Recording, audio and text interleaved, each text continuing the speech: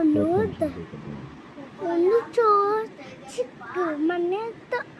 ಅಜ್ಜಿ ಇತ್ತು ತರಕಾರಿ ಎಲ್ಲ ತರ್ತಾ ಇತ್ತು. ಅವಾಗ ಒಂದು ಚೋಟ್ ಮೆಣಸಿನ್ಕಾಯಿ ಇತ್ತು. ಆಮೇಲೆ ಅಜ್ಜಿ ಗುರ್ಸ್ತಾ ಇದ್ದಾಗ ಬಾಗಿಲು ಹಿಂದೆ ಪಚ್ಚಿಟ್ಕೊಂಡಿತ್ತು.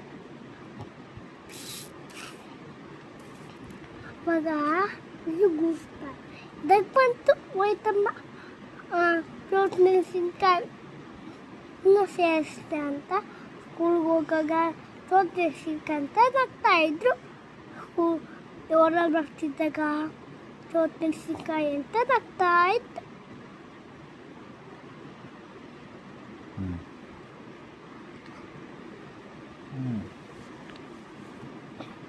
ಆಮೇಲೆ ಅವಾಗ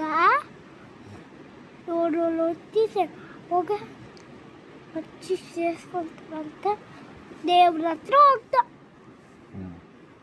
ನಿನ್ನ ಸೋಟ್ ಮೆಣಸಿನ ಅಂತ ಇದ್ರೆ ಇನ್ನೊಟ್ಟೆ ಎಲ್ಲಾರು ಸೋಟ್ ಮೆಣಸಿನ ಕಾಣತ್ತ ಮನೆಯನ್ನೋದು ನಗ್ತಾ ಇತ್ತು. ಆಮೇಲೆ ಅಕ್ಕಿರು ಸೋಟ್ ಮೆಣಸಿನಕಾಯಿ ನಗ್ತಾ ಅಷ್ಟೇ.